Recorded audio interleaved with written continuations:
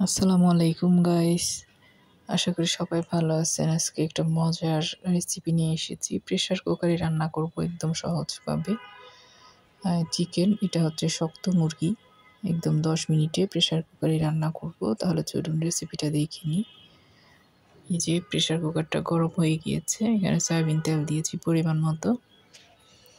এখন আমি দিয়ে দিচ্ছি 1 চা চামচের মতো পাঁচফোড়ন। সহজভাবে আসলে প্রেসার কুকারে রান্না করা যায় খুব অল্প সময়ে। যাদের মাটির চুলা কিংবা সিলিন্ডারের গ্যাস, তারা চাইলে এভাবে সহজে রান্না করতে পারেন। পাঁচফোড়নটা দেওয়ার পর এখন আমি এখানে দিয়ে দিচ্ছি, একটুখানি নেড়ে ছেড়ে নিলাম, লং, এলাচি, দারচিনি, তেজপাতা 1-2 টুকরো করে দিয়ে দিব।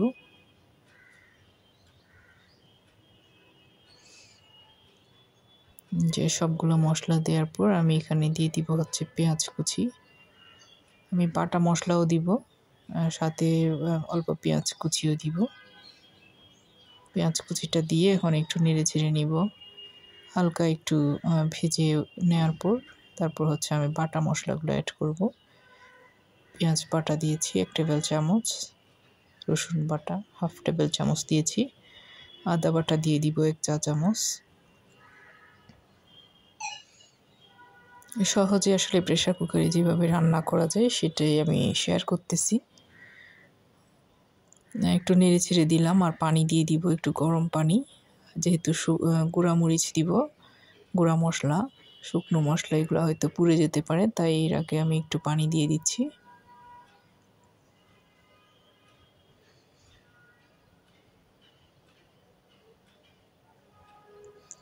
এরপরে দিয়ে দিচ্ছি আমি এখানে গুঁড়া মশলাগুলা। প্রেসার কুকারে রান্না করলে একেবারেই সহজ। হলুদের গুঁড়া দিয়ে দিয়েছি 1/2 চা চামচ, আর এই যে মরিচের গুঁড়া উঁচা করে দিয়েছি আমি প্রায় 2 চা চামচের মতো। গরম মশলা দিয়েছি 2 চা চামচ, লবণ স্বাদ মতো দিয়েছি। এখন একটু নেড়ে চেড়ে নিব, মশলাটা কষিয়ে নিব আর কি, আর একটু পানি দিয়ে আমি মশলাটা কষাবো। আর আমি রান্নার সময় সবসময় গরম পানি ব্যবহার করি, তাহলে রান্নার স্বাদটা কিন্তু ভালো থাকে গরম পানির ব্যবহার করতে পারলে। খুব ভালো করে কষিয়ে নিচ্ছি আর একটু পানি দিয়ে। মশলা যত ভালো করে কষানো হবে রান্নাটাও ভালো হবে, যেহেতু প্রেসার কুকারে একটা শীষ দিলেই কিন্তু রান্না হয়ে যাবে, তাই আগে একটু মশলাটা কষিয়ে নিলে ভালো হয় আর কি। প্রেসার কুকারে রান্না করা একদম সহজ,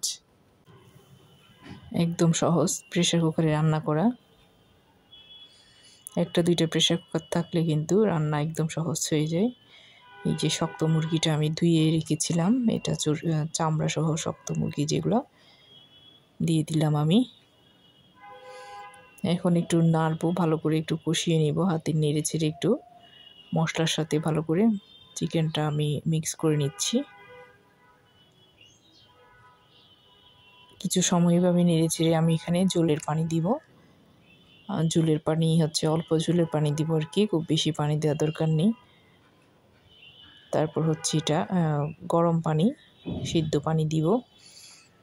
এই যে কষানো হয়ে গিয়েছে, আমি অফ ক্যামেরায় কিছু সময় একটু নেড়ে ছেড়ে কষিয়ে নিয়েছি। এখন গরম পানিটা দিয়ে দিলাম, দিয়ে হচ্ছে প্রথমে একটা শীষ তুলব আমি।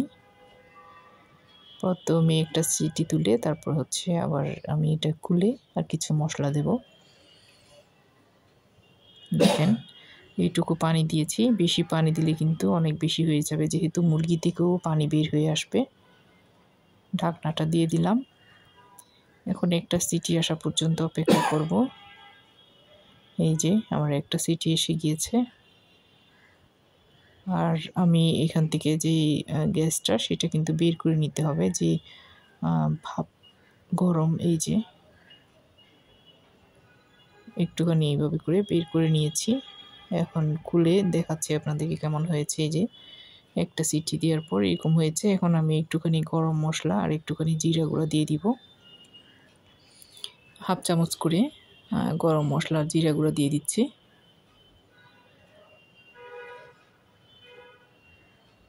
এখন আবার একটু নেড়ে 2টা সিটি দিলেই হয়ে যাবে কিন্তু রান্না।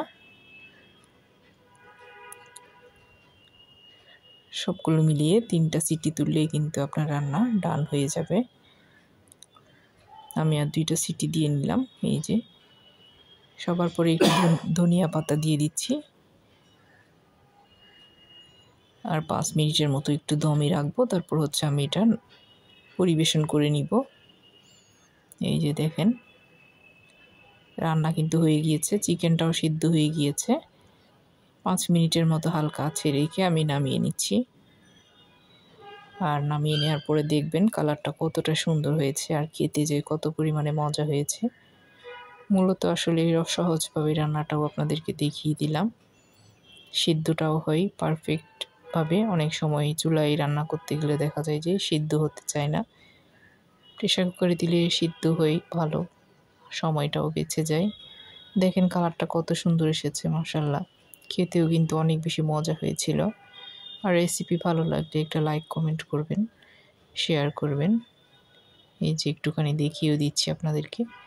এটার ঝোলটা অনেক বেশি মজা হয়েছিল, যেহেতু শক্ত মুরগি এটার ঝোল খেতে ভীষণ ভালো লাগে। আজ এতটুকু। আসসালামু আলাইকুম সবাইকে। সবাই ভালো থাকবেন আর আমাদের জন্য দোয়া করবেন।